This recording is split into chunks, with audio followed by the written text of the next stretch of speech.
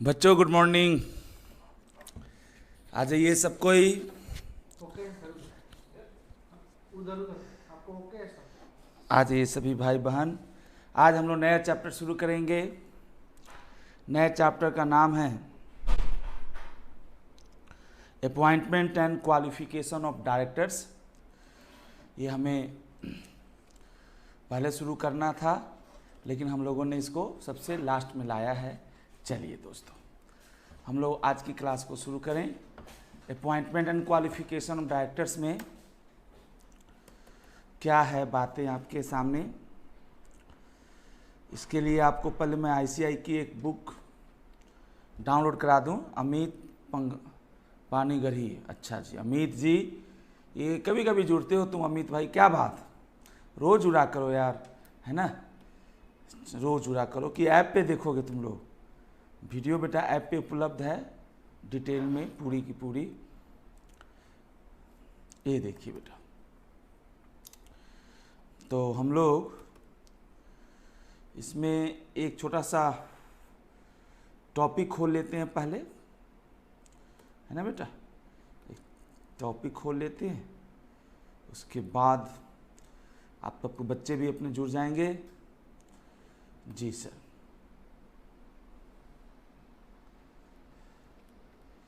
ये हमारा BOSICAI है।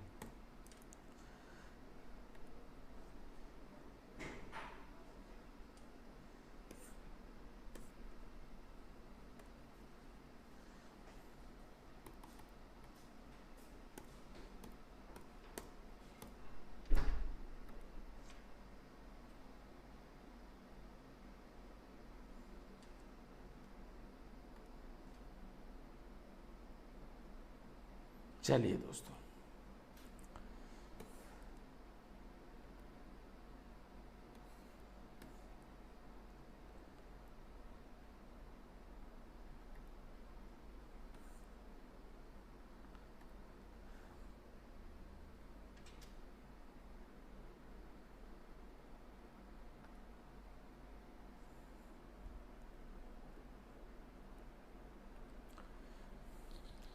आइए बेटा आज की सेवा शुरू की जाए।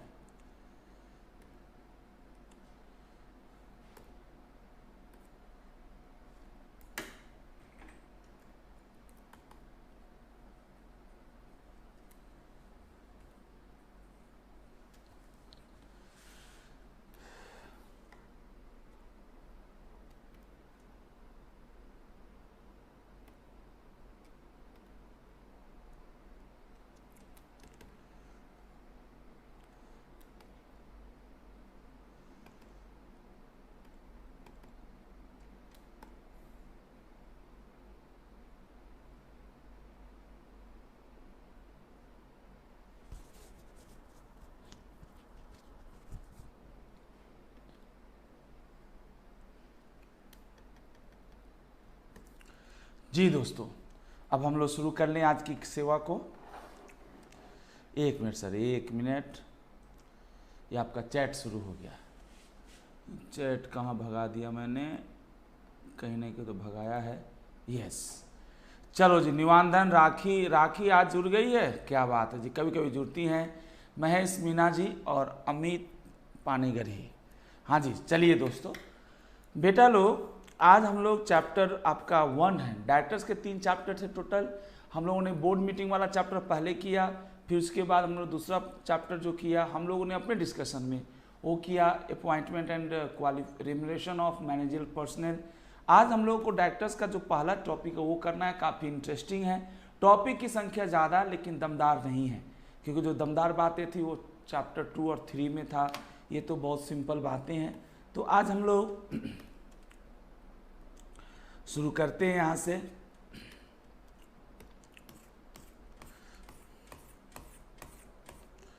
आज हम लोग यहाँ से शुरू कर लेते हैं।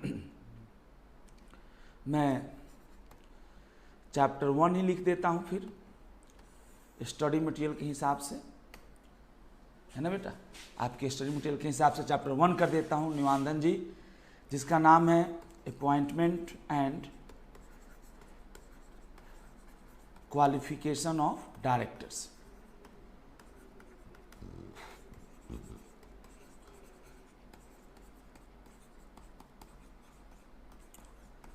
ये चैप्टर का नाम है appointment and qualification of directors.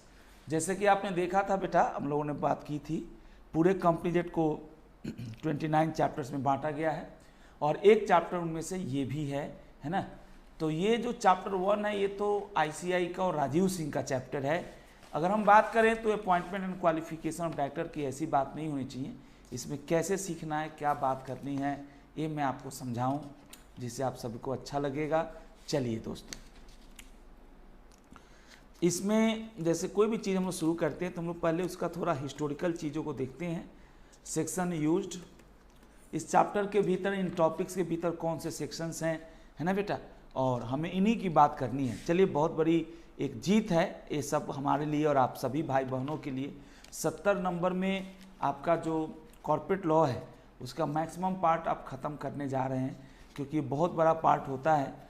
यहाँ पे लिखिएगा आप chapter 11 of companies act. Companies act का जो चैप्टर है वो 11 है, companies act 2013, chapter 11 of companies act 2013। Covering sections कौन से सेक्शंस कवर करेगा? 148 तक बेटा हम लोग इंटर में ऑडिटर पढ़ाते हैं। Cost audit is the last section. 149 से लेकर आपका है 172 तक। 173 से हमारे बच्चों ने शुरू में पढ़ा था। 173 से हम लोगों ने शुरू किया था बोर्ड मीटिंग के बारे में। तो chapter 11 of companies act 2013 covering section 149 से 172 deals about various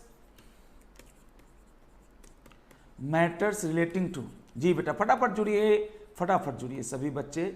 matters relating to, various matters relating to directors,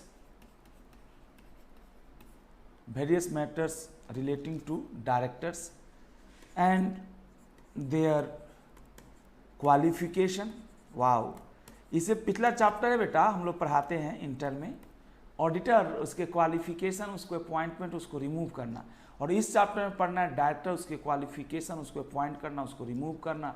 यही सब बातें हैं, कितने तरह का होता है directors and their qualification, appointment, removal. ये सब कहाँ पढ़ाया था आपको? ये सब मैंने डायरेक्ट आपको बोर्ड मीटिंग से शुरू कराया, अपॉइंटमेंट एंड देयर रिमूवल। तो कुल मिलाकर ये देखेंगे तो ये ऑल अबाउट डायरेक्टर्स है। डायरेक्टर्स के बेसिक फंडा आपको सीखना है कि कौन होता है डायरेक्टर्स, उसको अपॉइंट कैसे होता है, उसको रिमूव कैसे कर सकते हैं। तो बहुत सारी बातें आपको सीखनी है।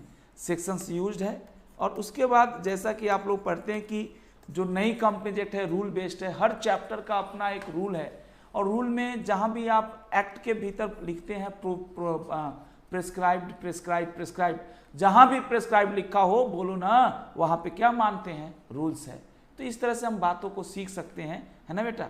यस बेटा, यहाँ पे जो रूल्स है उसका नाम लिखिए आप, companies rules used, related rules.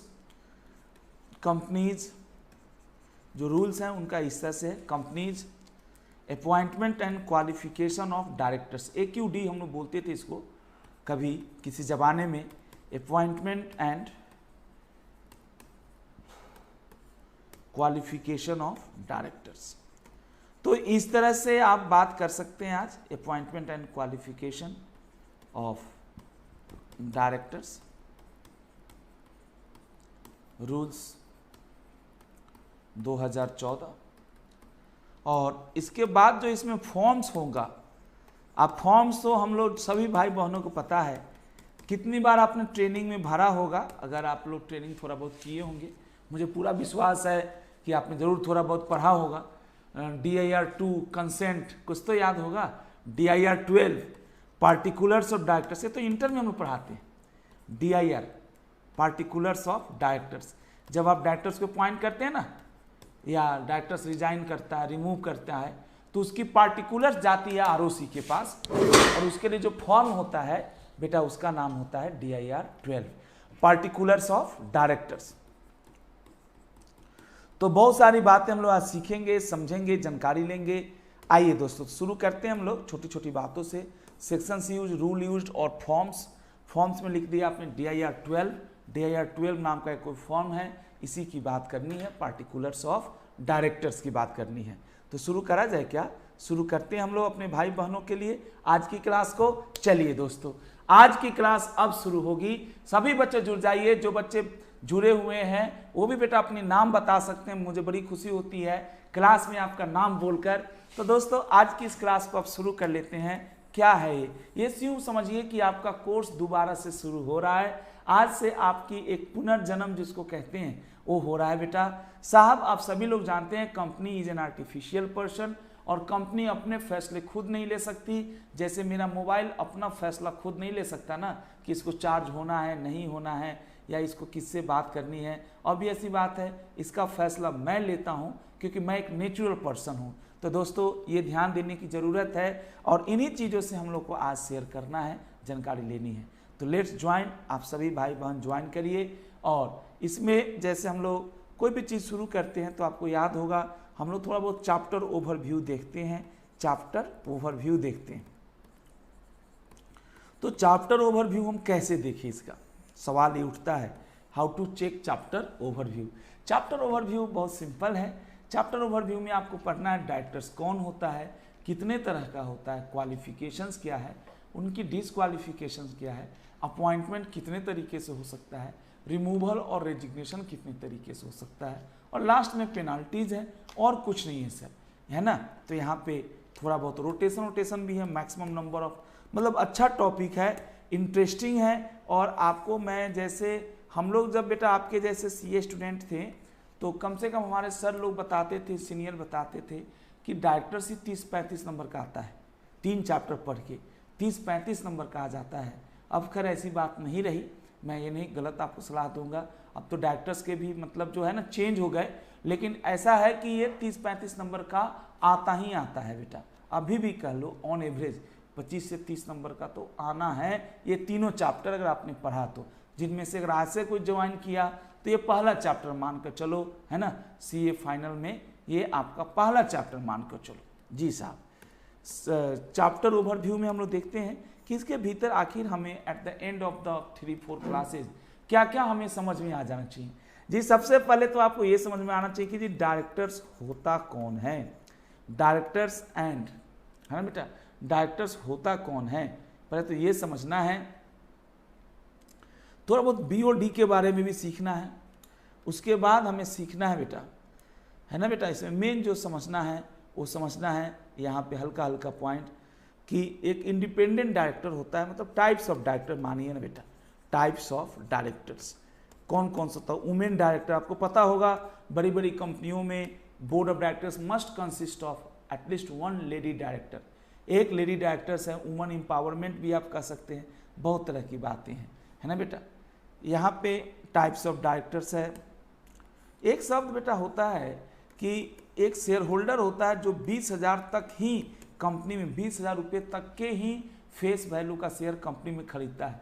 ऐसे शेयर होल्डर जो छोटे निवेश करते हैं, छोटे पैसे लगाते हैं, उनको हम स्मॉल शेयर होल्डर्स बोलते हैं। स्मॉल शेयर होल्डर्स भी एक तरह से अपनी कैटेगरी का शेयर होल्डर्स है। इक्विटी में भी कह दिया कि एक नया कैटेगरी बन गया स्मॉल शेयर होल्डर्स। और स्मॉल शेयर होल्डर्स को ये लॉ जो है ना, एक कंपनी जो कहता है भाई तुम भी अपने में से ही, अपने लोगों में से ही किसी एक को डायरेक्टर बना सकता है। कितनी अच्छी सोच है, टोटल डेमोक्रेसी है। आपने देखा होगा, मेरे को जहाँ तक पता है मुखिया का चुनाव होता है तो कुछ सीट लेडी के लिए रिजर्व कर दिया जाता है, कुछ सीट शेड्यूल कास्ट के लिए रिजर्व कर दिया जाता है, कुछ जनरल होता है। जनरल का मतलब वहाँ पे कोई भी लड़ सकता है चुनाव, महिला पुरुष, जनरल कास्ट, शेड्यूल कास्ट। तो बेटा बहुत अच्छी बात है, आप अगर मेरी इन छोटी छोटी बातों को अगर थोड़ा सा दिमाग में बैठाएं तो आपकी जर्नी इतनी स्मूथ हो जाएगी कि आपको पता भी नहीं चलेगा कि हमने कब खत्म कर दिया। बोले सर अब तो मज़ा आ रहा है और पढ़ाओ। अपॉइंटमेंट डायरेक्टर बाय एसएस, अब क्या होता है एसएस अब मैं नहीं बताता, आप सब लोग यूट्यूबर्स हमारे साथ जुड़े हुए हैं, यूट्यूब वाले भाई बहन, तो आप सभी मुझे बताइए एसएस का फुल फॉर्म क्या है। सेक्रेटारियल स्टैंडर्ड या small share holders. Appointment of director by SS 151। इसके अलावा लिखिए बेटा अपॉइंटमेंट ऑफ रेगुलर डायरेक्टर्स। थोड़ा सा ये आपका बेस मैं बनवा देता हूं कि रेगुलर डायरेक्टर्स की अपॉइंटमेंट कैसे होगी। रेगुलर मीन्स मतलब एसएस को छोड़कर, या जैसे नॉर्मल डायरेक्टर्स होते हैं। जी बेटा राकेश कुमार कन्वर साहब, जी बेटा कन्वर साहब गुड मॉर्निंग। ये देखिए आगे हमारे पास है ना appointment of registered regular director, sorry बेटा रेगुलर लिखिएगा, रेगुलर डायरेक्टर्स 152। ये अभी इतना पे याद मत करें। उसी तरह से अपने डीन का नाम सुना था कि हर डायरेक्टर बनने से पहले आपको एक यूनिक नंबर लेना पड़ता है एमसीए से, आरओसी से, and that is called dean. Dean का मतलब डायरेक्टर्स आइडेंटिफिकेशन नंबर, याद है कि नहीं? तो यहाँ पे लिखिए application for allotment of dean, ये भी है। डीन क्या है? Application for allotment of dean. ये भी एक पॉइंट है आपके लिए, डीन क्या होता है और कैसे बनता है। तो ये छोटा छोटा पॉइंट है। डीन का सेक्शन चाहे तो लिख सकते हैं। डीन के लिए बहुत सारे सेक्शंस इन्होंने खराब किए हैं, है ना। मानकर चलिए डीन 153 से लेकर, है ना बेटा, डीन जो है 153 से लेकर 159 तक है। वाह, ये तो बहुत अच्छा किया, सेक्शंस का बंटाधार कर दिया। अभिषेक कुमार कक्कर जी लिखते हैं स्मॉल शेयर होल्डर्स, ग्रेट बेटा, है ना। डीन 153 से 159 है, बहुत अच्छा किया इसने, जबकि कोई दमदार चीज नहीं है। अब बताइए बेटा, आगे उसी तरह की कुछ बातें हैं, है ना बेटा। Right of person other than retiring director to stand, यही बात है बेटा।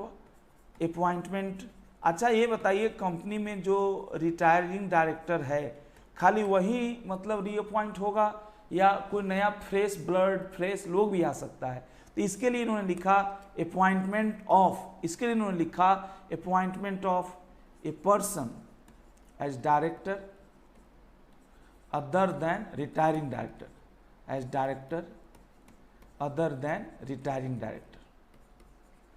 ये है रिटायरिंग डायरेक्टर। कुछ है बेटा, ये आप उदास मत होइएगा। इसमें यह है कि रिटायरिंग डायरेक्टर के अलावे किसी और पर्सन को भी डायरेक्टर बनाया जा सकता है। क्या? Appointed person as a director other than retiring director.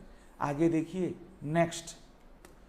Next भी बहुत प्यारा है, मुझे तो बहुत अच्छा लगता है सर। इसमें ना समझ लीजिए कि जैसे रिटायरिंग डायरेक्टर के बदले कोई नया भी आ सकता है, क्या है ना, कोई नया आदमी भी कंटेस्ट कर सकता है ना बेटा, बात करेंगे। अब आपको बेटा appointment of directors bye BOD, है ना बेटा, या ऐसे कह लीजिए, आपको मैंने बताया तो नहीं है। अपॉइंटमेंट ऑफ, ये सब लिखा हुआ समझ में आ रहा, 160 अपॉइंटमेंट ऑफ एडिशनल, कैजुअल, ये क्या होता है कैजुअल? वो कैजुअल वैकेंसी, अल्टरनेट,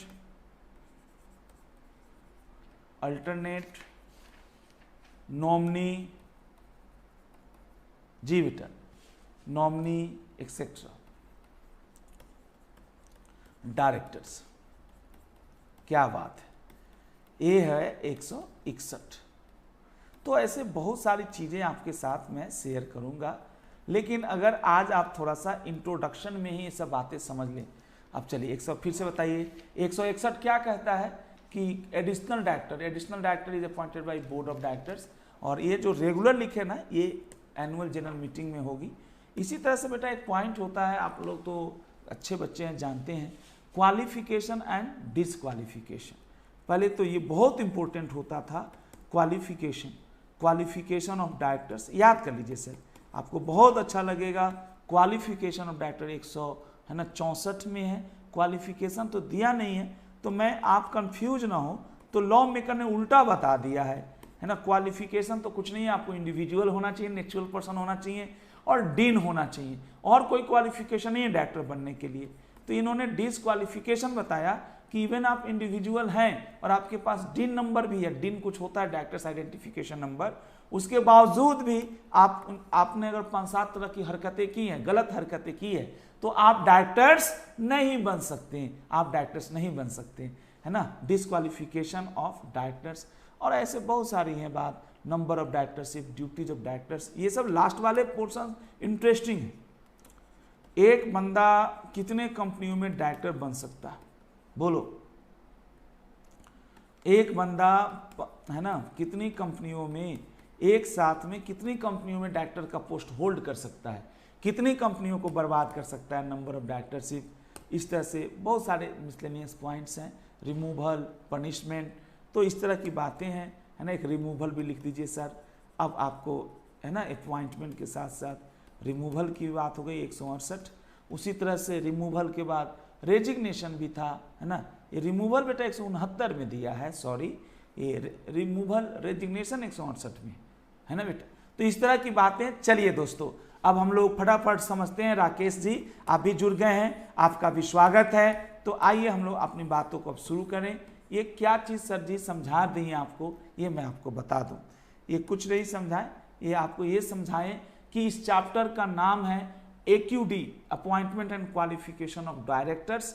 और इसमें आपको दो मेन मुद्दा समझना है कि how to appoint directors and how what are the qualification or disqualification. Apart from this you have to also learn about resignation, removal, lot of points you have to learn.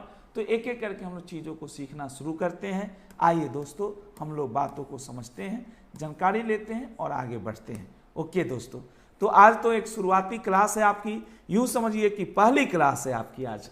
और आज हम पहली class के through आपको स्वागत करते हैं concept number 1 से, है ना। कंसेप्ट 1 से हम लोग शुरू करते हैं। कुछ बेसिक जो डिफिनीशंस हैं आपके स्टडी मटेरियल से दिखाना चाहूँगा। यहाँ पे आप ध्यान देंगे तो आपके बुक में बहुत अच्छा लिखा हुआ है। इन्होंने कहा कि before jumping to the provisions of chapter 11 आपको थोड़े बहुत कुछ बेसिक सब सीखना चाहिए, जैसे who is called BOD, BOD मतलब board of directors, and in short that is also called board, board of directors या बोर्ड किसे कहते हैं, है ना बेटा। BOD और board in relation to company means the collective body of directors of the company. कुछ नहीं है sir, board of directors is nothing but group of या collective name of the directors, group of directors. अलग अलग जैसे राम है बेटा और रहीम है, ये लोग जो डायरेक्टर्स हैं किसी कंपनी में XYZ लिमिटेड में।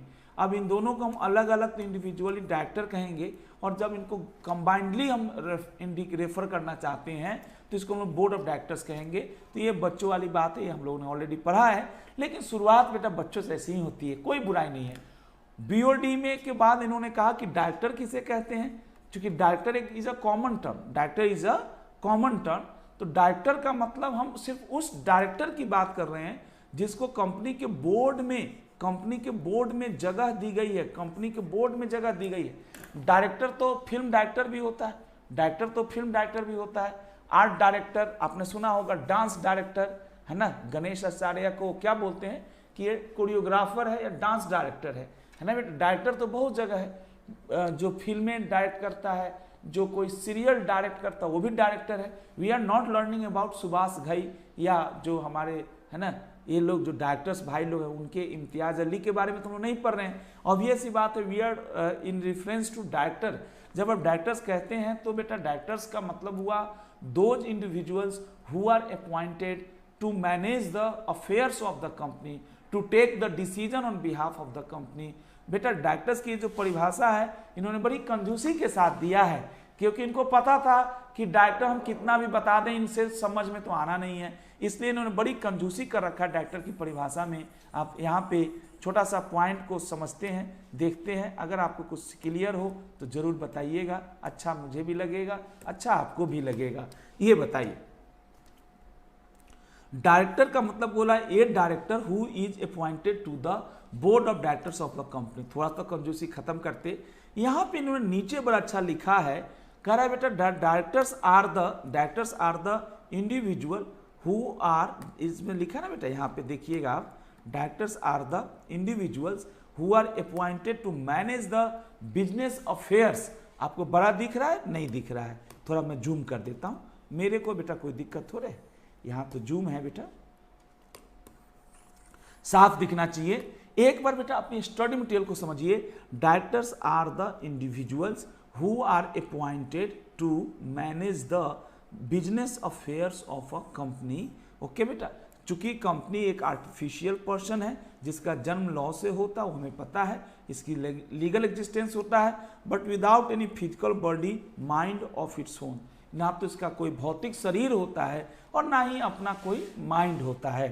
It needs to be manage through human beings and though the share holders being owners are physically available to manage the company, but as their number grows all of them together may not be able। क्या मतलब इसने जो माहौल बनाया ना, इसने माहौल बनाया, दिल को छू लेने वाली बात बताया।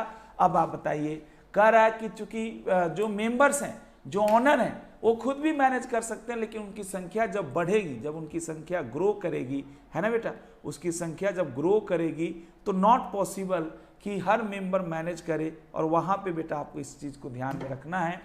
And if they do so itself be mismanagement. अगर सबको ही मैनेज करने लगे, है ना बेटा, कहते हैं ज्यादा बावर्ची से आटा गीला हो जाता है, आपने सुना होगा, नहीं सुना तो आप सुन लीजिए, क्या दिक्कत है। सर देखो, आप मालिक हो, यू आर ऑनर, आपसे अच्छा इंटरेस्ट इस कंपनी में किसी का नहीं है, लेकिन आप सब लोग, हजारों लोग कंपनी को मैनेज करोगे। एक तो पहली बात, इतने लोग मैनेज करेंगे तो सबका डिसीजन अलग होगा।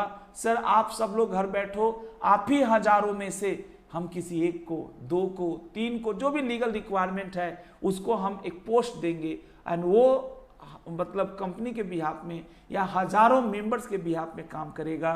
जो हम लोग इंटरमीडिएट लेवल, फाउंडेशन लेवल पे हम लोग के सर पढ़ाते थे, है ना बेटा, हम लोग तो फाउंडेशन लेवल पर पढ़ाते हैं बेटा, इंटरमीडिएट लेवल पे, कि दोनों का ऑनरशिप में डाइवोर्स होता है। डाइवोर्स मीन्स ऑनरशिप और मैनेजमेंट दोनों एक आदमी के पास होता ही नहीं। जनरली की बात कर रहा हूँ। आप कहें सर कैसी बात करते हो, रिलायंस का ऑनरशिप किसके पास है, मूला मुकेश अंबानी जी, और शेयर होल्डर भी वही है। सर पूरा शेयर होल्डर वो नहीं है सर, और लोगों के पास भी है। मैंने तो मना ही नहीं किया, मैं तो कहा टॉपर्स क्लासेस में 2 ही मेंबर है, और यही जैसे भगवान सर, उनकी वाइफ, और इन्हीं के जो दोनों लोग हैं वो डायरेक्टर्स हैं। व्हाट आई वांट टू से कि आप एक लेवल से ज़्यादा, अगर डायरेक्टर्स एक लेवल से ज़्यादा, चूंकि जब कंपनी ग्रो करती है तो हर मेंबर को डायरेक्टर के पोस्ट पे एकोमोडेट कर पाना संभव नहीं है। ये सब इसमें लिखा है। यहाँ पे और लिखने की कोशिश की गई है, लीगल पोजीशन ऑफ डायरेक्टर्स। अब डायरेक्टर्स को क्या कहा जाए, डायरेक्टर्स को बेटा एम्प्लॉय कहा जाए, क्या कहा जाए, तो इसमें आपके बुक में तो नहीं दिया है, लेकिन मैं आपको कहना चाहूँगा कि डायरेक्टर्स की लीगल पोजीशन बहुत इंपॉर्टेंट है। आप एक बार इसको जरूर देखिएगा कभी, और हम उसके बाद शुरू करते हैं। आइए दोस्तों, अपने हिसाब से एक लास्ट लाइन के रूप में हम बात कर लेते हैं। बेटे लीगल पोजीशन का मतलब हुआ कि डायरेक्टर्स को, ये डिफिनीशन तो ठीक है, रट लेंगे कि directors means a person who is appointed to the board of a company as a director. बहुत अच्छा। जहाँ तक बात है कि लीगल स्टेटस की, तो बेटा डायरेक्टर्स के बारे में कहा गया कि directors can be considered both agent and trustee. Agent कौन होता है? एजेंट वो होता है जो खुद के लिए काम करता है, नहीं अपने प्रिंसिपल के लिए काम करता है, and also make his principal liable for his activity. As agents they bind the company as their principal as soon as they enter into various transaction on its behalf.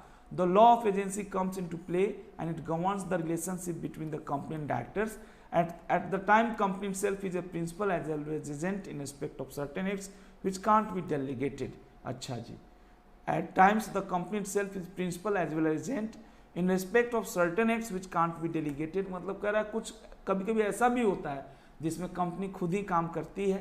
Company act 2013 lays down provisions requiring as to whom the company needs to act both as principal as well as agent, and when the directors need to act as agent of the company. It may be noted that where directors are empowered to take certain decisions, the company cannot negate them or issue directions to directors directing them to go to a particular decision, except that it may replace the directors with one of his choice.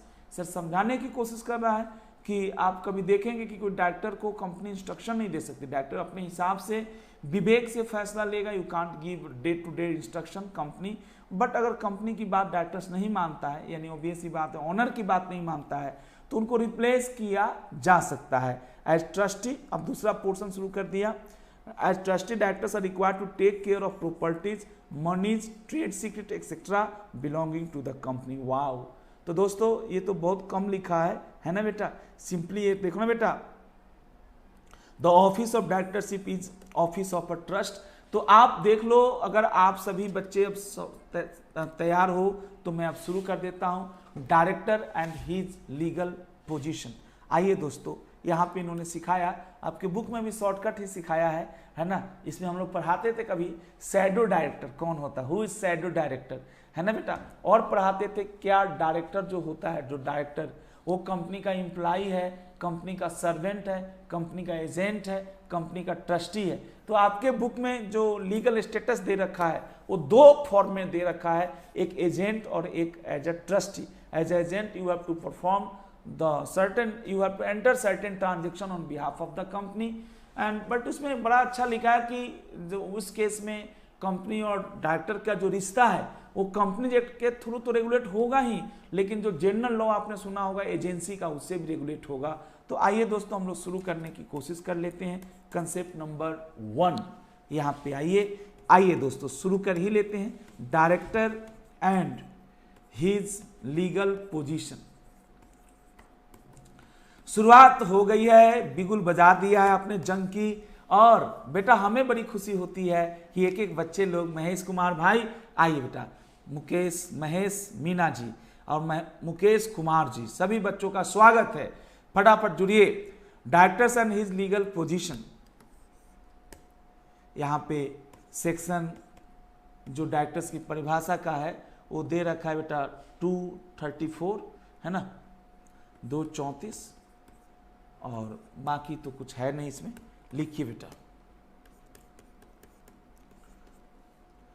Meaning, पहले तो meaning लिख लेते हैं। Meaning of director, फिर definition के रूप में आएगा an individual appointed to, an individual appointed to manage the affairs of the company, an individual appointed to manage the affairs of the company,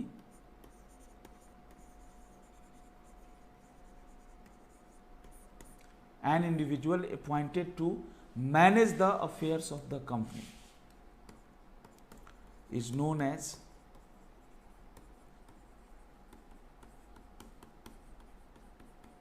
director.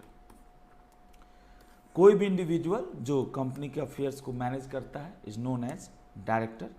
ये छोटा सा पॉइंट है। डिफिनीशन भी लिख ही लेते हैं। डिफिनीशन ऑफ डायरेक्टर, शुरुआत बढ़िया करते हैं। इसको याद कैसे किया जाए अपने भाई बहनों को, कोड जैसे डायरेक्टर की परिभाषा, मुझे तो पता है आपको जरूरत नहीं है याद करने का, लेकिन फिर भी अगर याद करना चाहे तो बहुत आसान है। 2 3 4, 1 2 3 4, समझ गया। ओपीसी में एक डायरेक्टर कम से कम ओपीसी में एक डायरेक्टर कम से कम 1 2 3 4, प्राइवेट में कम से कम 2 डायरेक्टर, पब्लिक में कम से कम 3 डायरेक्टर या 3 या उससे ज्यादा।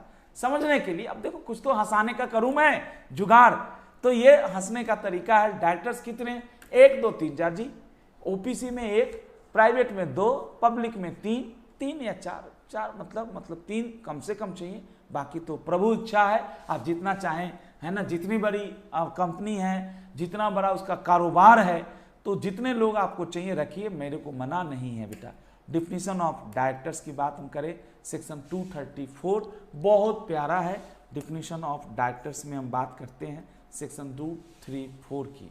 ओके दोस्तों, सेक्शन 234 की हम बात करें तो इन्होंने लिखा और बहुत बेकार तरीके से लिखा, थोड़ा दिल खोल के लिखते हैं। इन्होंने लिखा डायरेक्टर की, इन्होंने पहले तो एग्जॉस्टिव डिफिनीशन दी या रेस्ट्रिक्टिव कह लीजिए, सॉरी रेस्ट्रिक्टिव। डायरेक्टर मीन्स ए डायरेक्टर मीन्स ए डायरेक्टर। वाह क्या परिभाषा है।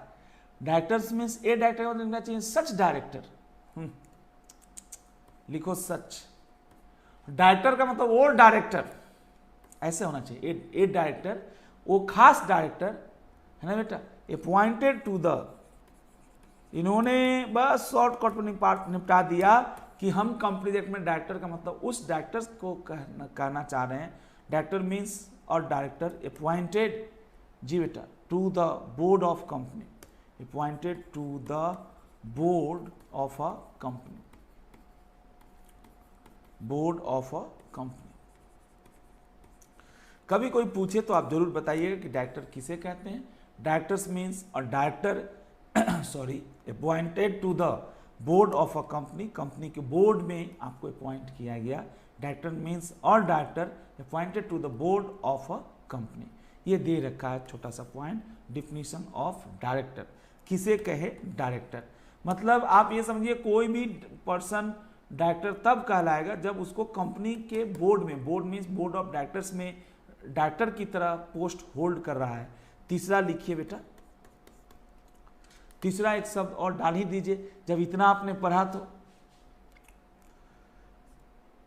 Definition of sorry board, BOD board of directors, और बोर्ड, इसको भी निपटा डालिए। सेक्शन 210, ठीक है भाई, 210 इसमें लिखा हुआ है डिफिनीशन ऑफ BODs और बोर्ड। सेक्शन 210 इसमें इन्होंने लिखा है in relation to a company, ये अच्छा लिखा है। मतलब बोर्ड का मतलब बोर्ड ऑफ डायरेक्टर्स, नहीं CBSE बोर्ड नहीं, CBSE बोर्ड नहीं, बोर्ड भी बहुत है, खादी एंड विलेज उद्योग बोर्ड नहीं। डिफिनीशन ऑफ बोर्ड, BOD और बोर्ड का मतलब क्या है यहाँ पे लिखिए। सेक्शन 210 में लिखा है यहाँ पे in relation to a company, to a company, एक कंपनी के संदर्भ में, in relation to a company, board means, जी sir, means the collective body of, means the collective body of, कुल मिलाकर वही चीज है बट थोड़ा सा बेस बना लीजिए ना। Collective board means the collective body of,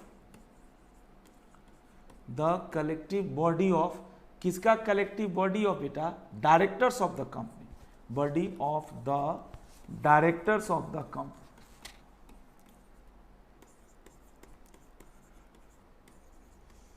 directors of the company. Definition of BODs या board, in relation to company, board means the collective body of the directors of the company. Collective body का आपको मतलब समझ में आ ही गया, collective मतलब सामूहिक group में, है ना बेटा। ये छोटा छोटा शब्द है। अब आप सभी हमारे भाई बहनें अपनी अपनी एनर्जी बढ़ाने के लिए एक बार बता दीजिएगा डायरेक्टर कौन है। सब लोग बताइए। नहीं, मेरे को बिल्कुल चाहिए यूट्यूब पे जवाब। मुकेश भाई आप भी कोशिश करिए, महेश कुमार जी सर आपको आता है लेकिन आज फॉर्मली शुरू किया आपने। Who is director as per section 2, 3, 4? अरे कम से कम एक तो याद रहेगा। 2, 3, 4 सर ने कहा था 2, पब्लिक प्राइवेट में कम से कम 2, पब्लिक में कम से कम 3, मतलब संख्या के हिसाब से डिफिनीशन बना दिया। 2, 3, 4 जरा बोलना। Who is director? सभी भाई बहन बोलो। डायरेक्टर मीन्स और director appointed in the board, है ना। डायरेक्टर मीन्स और डायरेक्टर या सच director who is appointed in the board of a company, ऐसे बोलना सीखो। फिर बोर्ड क्या है? Board is the collective name of, collective name of, collective body of directors, वही बात है जो board means the collective body of directors of the company. अब चौथा पॉइंट हमारे पास है। बहुत बहुत धन्यवाद आपका, आप सभी बच्चे ने इतने प्यार से बातों को सुना। अब आइए लीगल स्टेटस या लीगल पोजीशन। कैसे हम लोग प्रोमोटर पढ़ते थे, याद करिए। प्रोमोटर, क्या प्रोमोटर एजेंट होता था? नहीं, हमारे सर पढ़ाते थे। लगता है कि प्रोमोटर एजेंट है लेकिन होता नहीं है। क्यों? सोचो क्यों बेटा, सोचना। लीगल स्टेटस या पोजीशंस ऑफ,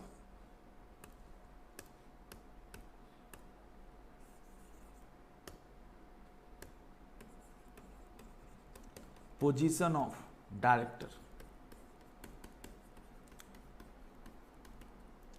लीगल स्टेटस या पोजीशन ऑफ डायरेक्टर। डायरेक्टर की लीगल स्टेटस की बात हो रही है। किसी भी भाई बहन में दम हो तो बताइए। लीगल स्टेटस या पोजीशन ऑफ डायरेक्टर की हम बात करें तो आपके बुक में 2 दिया है। हम लोग बेटा 3 पढ़ाते थे किसी जमाने में, है ना। एज एन एजेंट,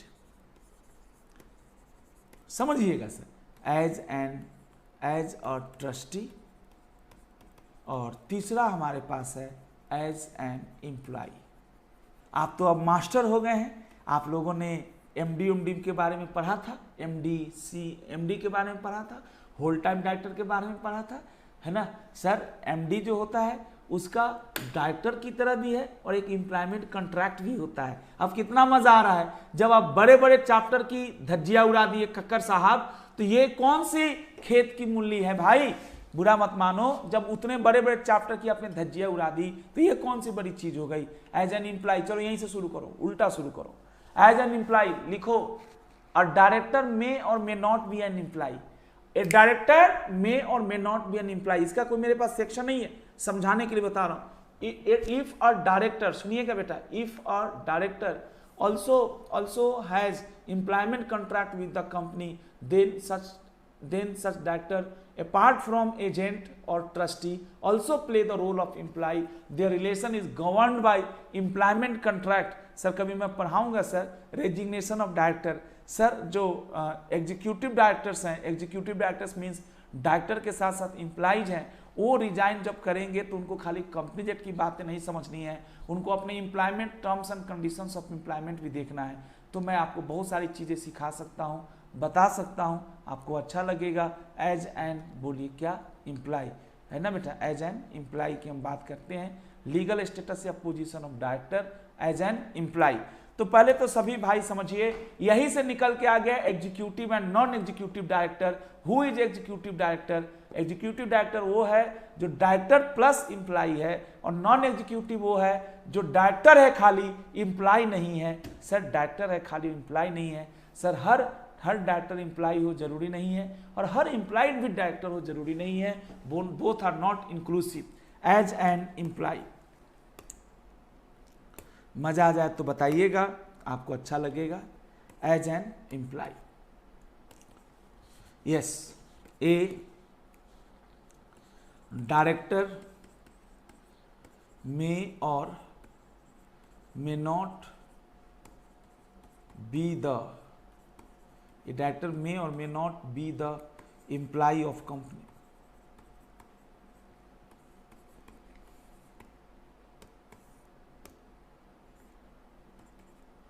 सर मैं डायरेक्टर हूं बट एम्प्लॉय नहीं हूं सर, आप गलत सोच रहे हैं, आपके दिमाग में हुआ हर डायरेक्टर एम्प्लॉय होता है, नहीं।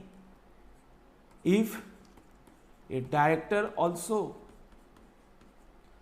Is also performing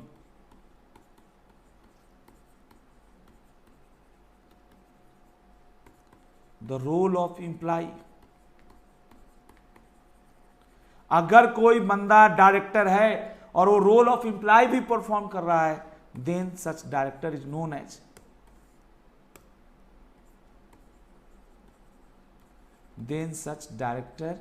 known as,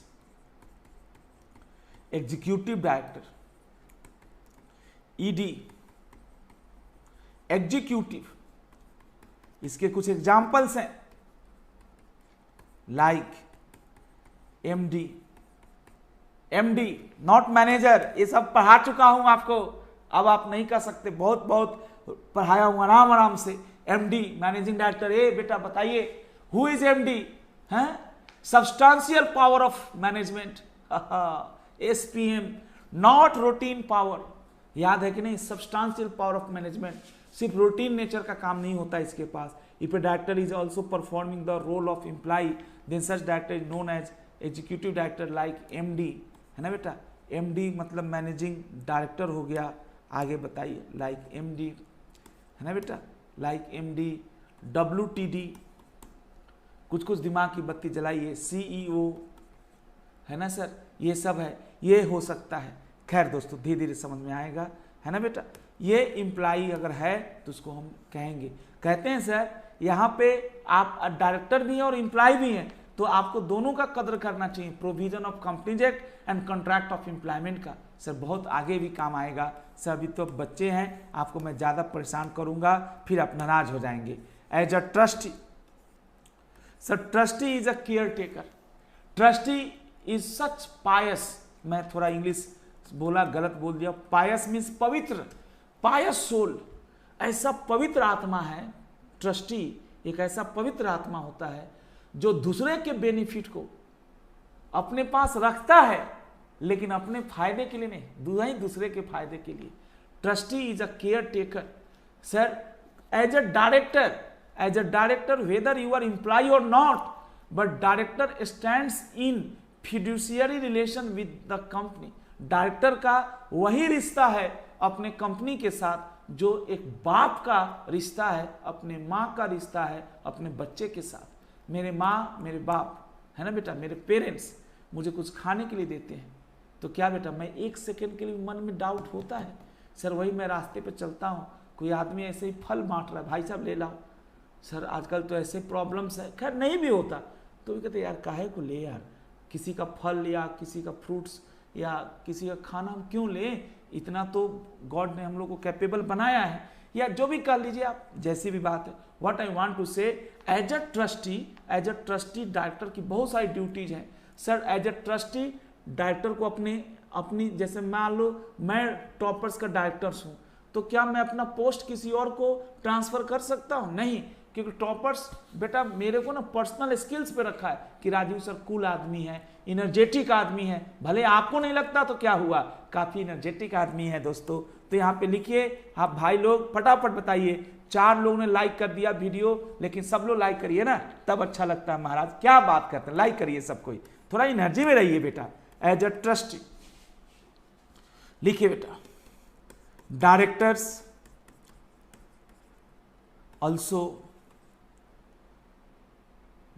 are also care taker. Wow, care taker किसका? Directors are also care taker of the property. बहुत अच्छा आपका बुक है sir, property. Directors are also care taker of the property,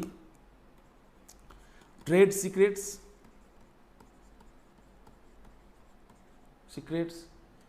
etcetera of the company.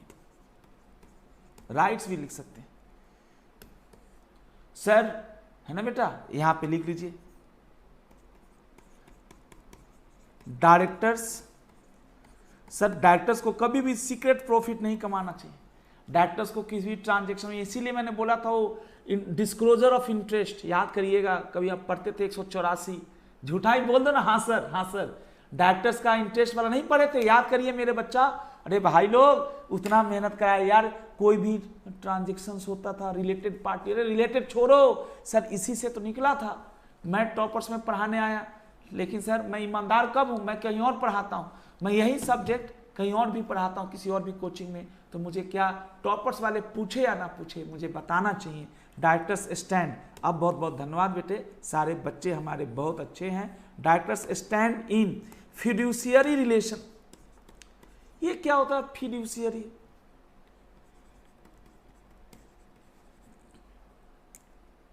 Relation, विश्वास का आपको फायदा दिखेगा, है ना, विश्वास का बहुत फायदा दिखेगा आपको। पहला तो फायदा यही दिखेगा कि जो डायरेक्टर्स होते हैं ना सर, डायरेक्टर्स लोग, ये अपना पोस्ट किसी और को ट्रांसफर नहीं कर सकते। सर पति पत्नी, बुरा मत मानिएगा, है ना, पति पत्नी के बीच में भी फिड्यूशियरी रिलेशन होता है, कोई अपनी पोजीशन ट्रांसफर नहीं कर सकता। पार्टनर्स के बीच में फिड्यूशियरी रिलेशंस होते हैं। माँ बाप, बताओ, माँ बाप में तो खैर बहुत ज़्यादा, हम लोग और हमारे पेरेंट्स में कितना विश्वास है सर, ना तो वो हमसे झूठ बोलते ना हम उनसे झूठ बोलते हैं सर, ये बहुत अच्छी चीज़ है। Directors stands in fiduciary relation with the company. Fiduciary मतलब होता है बेटा बेस्ड अपॉन फेथ, आप लोग तो पता ही है ना बेटा, बेस्ड अपॉन फेथ। आप लोग भी अब तुरंत फटाफट एक जीवन के नए आयाम को पाने वाले हैं, आप लोग भी अभी, है ना, अब आपकी भी एज तो 22 साल 24 साल 23 साल हो गई होगी, है ना भाई, सीए फाइनल में है ना, 20 साल तो होगी एज कम से कम। तो आप लोग जल्दी जल्दी बनिए ना भाई, आप लोग को भी तो माँ बाप चाहते हैं कि हमारे बाल बच्चों का शादी हो, है ना बेटा। तो भाई लोग, निवांदन साहब ये देखिए, निवांदन का सर हमारा तो पहले से ही चल रहा है। बोला बिल्कुल चल रहा होगा बेटा, मैं मना थोड़े कर रहा हूँ, चलाइए, लेकिन थोड़ा सा उसमें ना विश्वास बनाए रखिएगा रिश्ते में। फिड्यूशियरी ये नहीं कि 4-5 जगह चला रहे हैं चक्कर आप, तो ये गलत हो जाएगा, हंसाने के लिए बोला खाली, है ना। आप सीधा साधे बच्चे हैं आप लोग, तो एक ही जगह रहिए तो ज़्यादा ठीक रहता है, नहीं तो बेटा फिर बड़ी प्रॉब्लम्स होगी। लास्ट रह गया as an agent. I don't think ये मेरे लायक है, ये आप सभी बच्चे लोग बताएंगे मुझे। Director all the transactions, all the decisions, all the transactions entered by company with third parties, not entered by company, it is indirectly entered by company but directly entered by the director himself। तो यहां पे लिखिए directors also, मैं उल्टा लिखा इसलिए also हो रहा है, चलो डायरेक्टर्स ऑल्सो मत लिखो। Directors are agent of the company because they, हाँ बेटा, directors are agent of the company, क्यों? Because they, directors are agent of the company because they, हाँ sir, because they execute, yes बेटा, क्या sir हम ही आपको दिखते हैं तो अब कौन दिखेगा भाई? अब मजाक भी तो उसी से किया जाएगा ना जो ये काम नहीं करता हो। जो करता है वो तो कहेगा अरे सर तो क्या भाई तुम ही दिखोगे भाई, जल्दी चलो सीए बनो फटाफट, मजाक करते हो बहुत, मेहनत करते कहाँ हो तुम लोग? ये नहीं कि थोड़ा और हिम्मत लगा लगा के पढ़ के लॉ में 80 नंबर ले आए, ग्रुप क्लियर हो जाए, है भाई? Directors are agent of the company because they execute various transactions. तुम नहीं तो और कौन भाई, सारे बच्चों पे नहीं बोला जा सकता ना। वेरियस ट्रांजेक्शन, शर्मा जी हैं वो शर्माने लगेंगे, अब तुम तो ऐसे कुंवर साहब हो, है ना? तो ये बताओ, वो भी सिवान से हो, हैं भाई?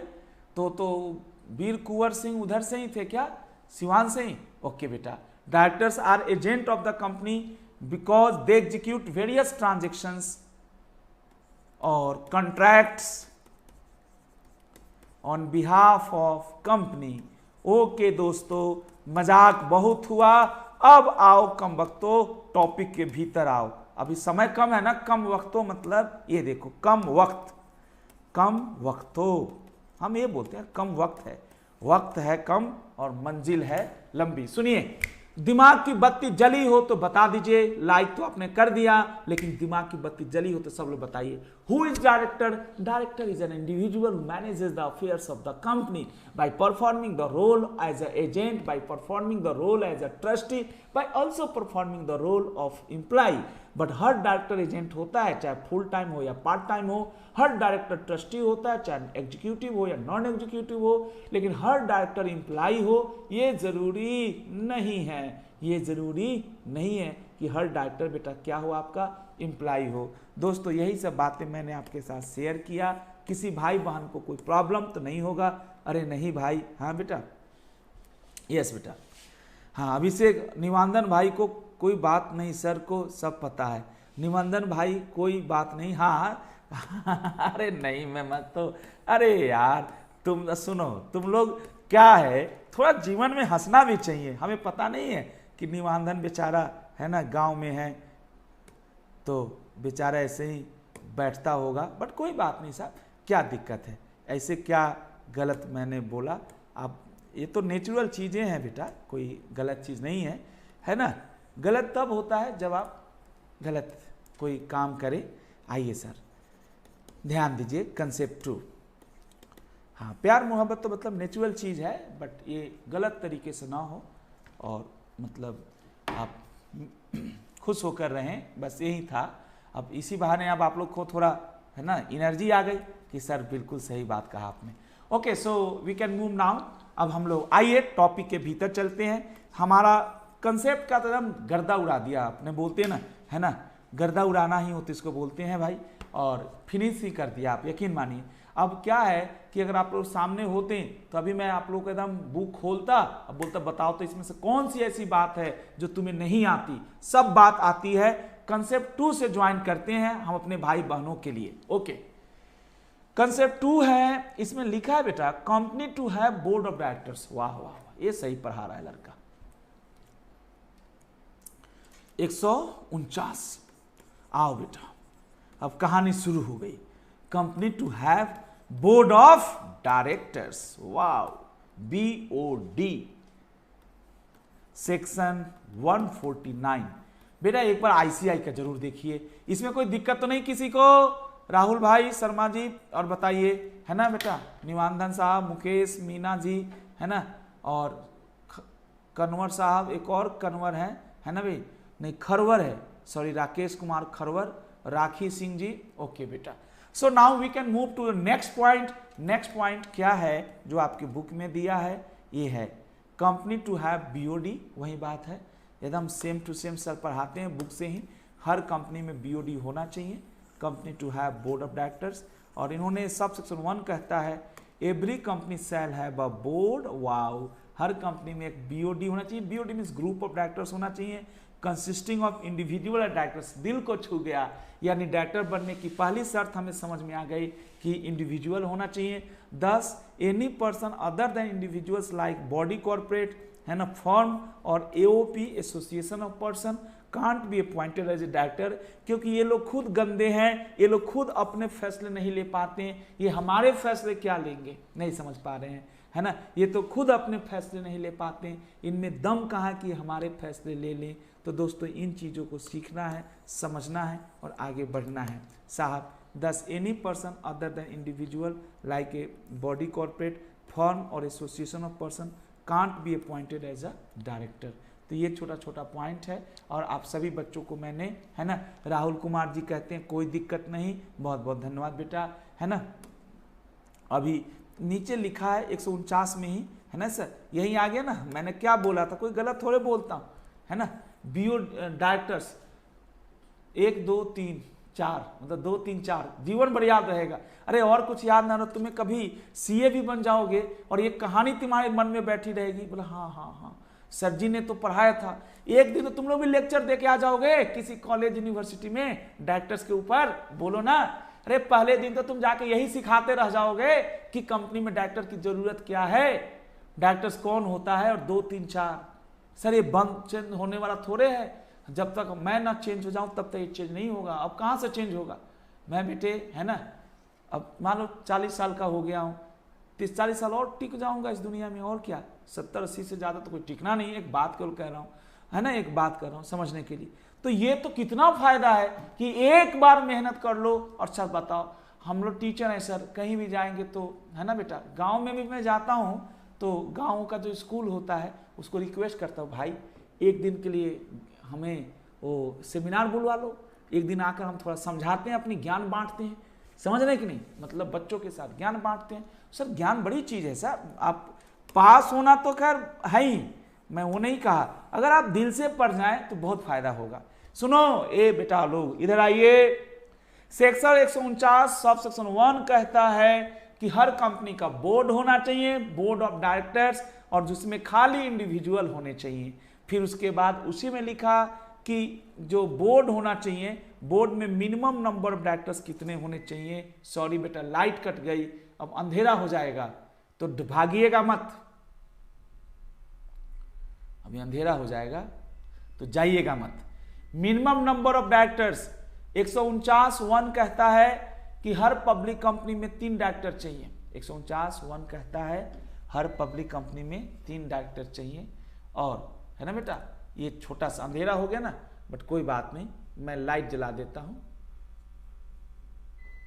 कैमरा का लाइट दिखाया, कोई फायदा नहीं, बट आपको तो दिख रहा है, काफी दिख रहा है बेटा, दिख तो रहा है। चलिए, ये black and white Rajiv sir आ गए हैं। ओके दोस्तों, हर कंपनी में क्या होना चाहिए, पब्लिक में 3, प्राइवेट में 2 और वह ओपीसी में 1 डायरेक्टर चाहिए। और उसके बाद लिखा है मैक्सिमम नंबर डायरेक्टर्स भी 15 चाहिए। Note, if the company wants to appoint more than 15 directors it can do so after a passing SR.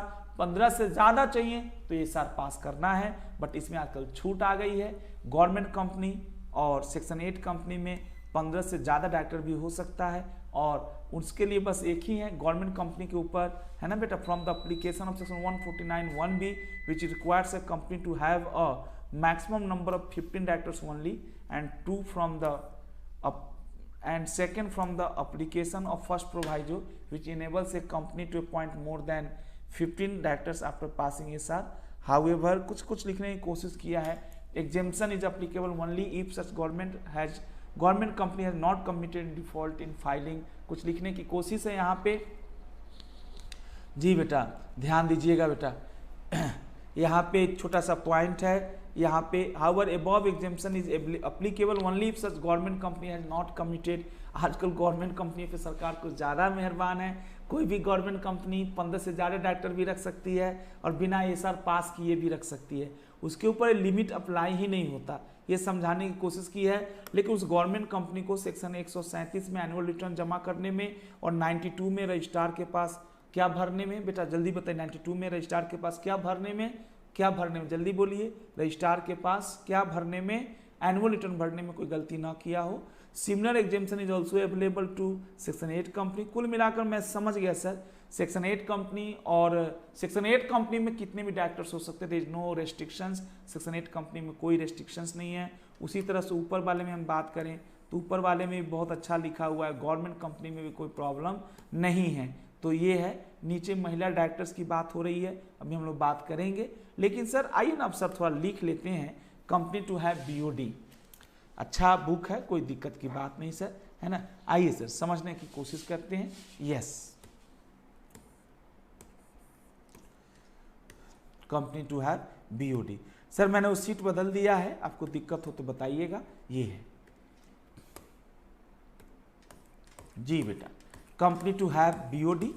तो पहला पॉइंट हम लोग आ जाते हैं, कंपनी टू हैव बीओडी में 1 घंटा आपने पढ़ लिया अब तक, है ना। यहाँ पे टाइम दिखता है ना बेटा, टाइम दिख जाता है, इसलिए मैंने बोला। पहला लिखिए इसमें से, number of directors,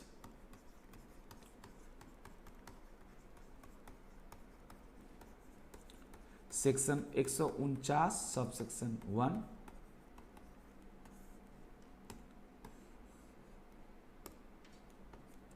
number of directors, section 149 का सब सेक्शन 1, नंबर ऑफ डायरेक्टर्स 149 का सब सेक्शन 1। यहां पे लिखिए बेटा, एवरी कंपनी शैल हैव, बहुत अच्छा बेटा, शैल हैव, बहुत अच्छे क्वेश्चन इसमें बनेंगे। BOD, board of directors, consisting of individual, consisting of individual as individuals as directors।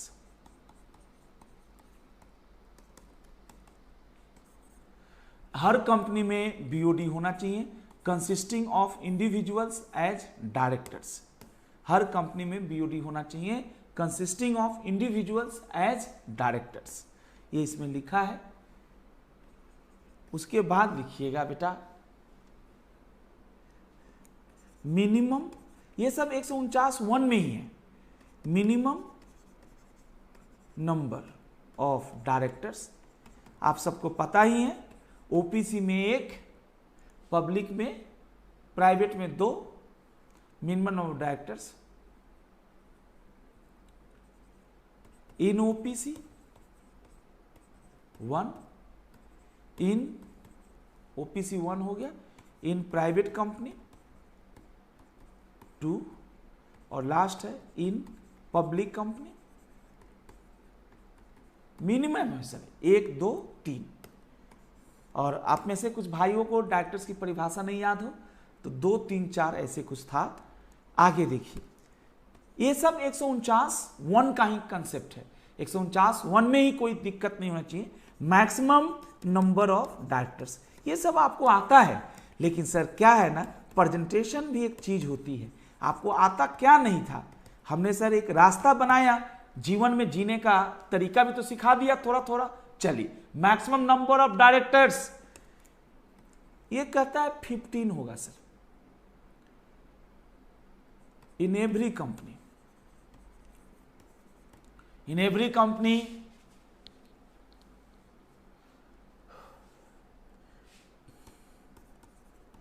the maximum number of directors shall not exceed 15, हर कंपनी जो मैक्सिमम नंबर डायरेक्टर्स है शैल नॉट एक्सीड क्या 15। आगे देखिए, however as per first proviso and provision are you are the great one as per first proviso है, first proviso to section 149 sub section 149 का पहला proviso है, वो कहता है provides that a company may appoint, wow, a company may appoint, generally बेटा जो maximum number of directors होता है ना वो आर्टिकल में लिखा रहता है, और आर्टिकल में आप 15 तक लिख सकते हैं। अगर आप 15 से ज़्यादा लिखना चाहते हैं तो पहले आपको एसआर पास करना पड़ता है। Provide that a company may appoint more than 15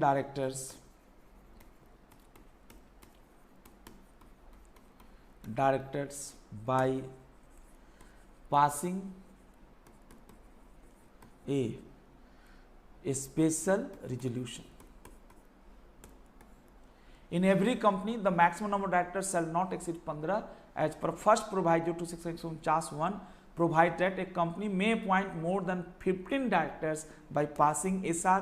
लेकिन इसका भी एक्सेप्शन इन्होंने बना दिया, गवर्नमेंट कंपनी और सेक्शन 8 कंपनी में 15 से भी ज़्यादा रखने के लिए एसआर की ज़रूरत नहीं है। यूँ कहिए कि गवर्नमेंट कंपनी और जो सेक्शन 8 कंपनी है, लाइसेंस कंपनी जिसको कहते हैं, एसोसिएशन नॉट फॉर प्रॉफिट, उसके ऊपर ये जो प्रोवाइजो है ना सर, प्रोवाइजो जो कहता है कि 15 से ज़्यादा रखना है तो एसआर पास करना है, कोई एसआर पास करने की ज़रूरत नहीं है। तो आप एक लाइन ज़रूर बना लीजिए, मुझे अच्छा लगेगा। आप सभी भाई बहनें इसको दूसरे कलर से बनाइए, जैसे आपका बुक बनाता है एग्जेम्पशन। जैसे सर मेरे पास तो बहुत कलर है, आप भी तो 1-2 कलर रख सकते हैं सर अपने पास। अब तो मार्केट खुल रही है सर, थोड़ा था अनलॉक 1 है ना बेटा, अनलॉक 1 है, मार्केट खुल रही है। एक आधा सर कलरफुल पेन उन खरीद लीजिए, हाइलाइटर खरीद लीजिए सर, उससे आपका इंटरेस्ट बढ़ेगा। Except exemption to government company oblique exemption to government company oblique section 8 company, ये हमारे पास एग्जेम्पशन है।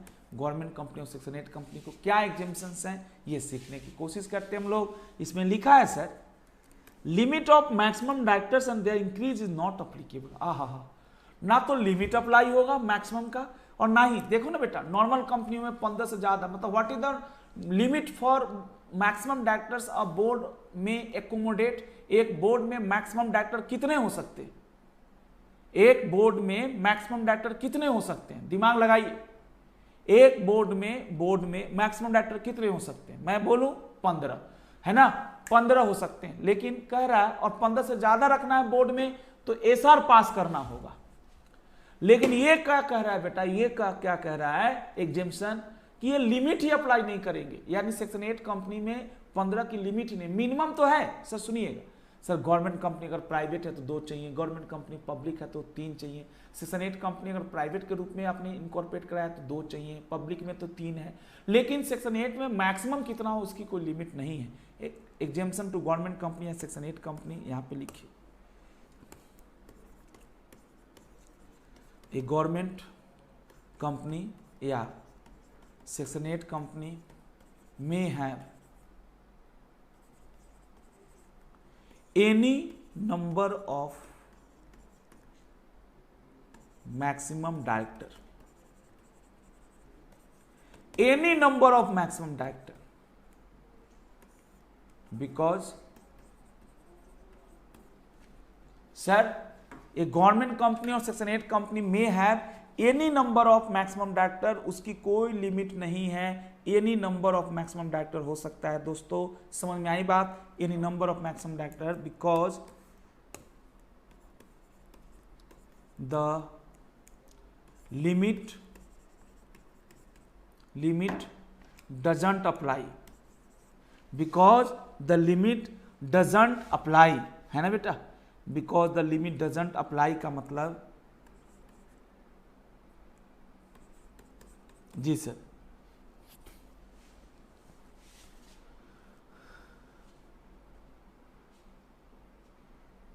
because the limit doesn't apply.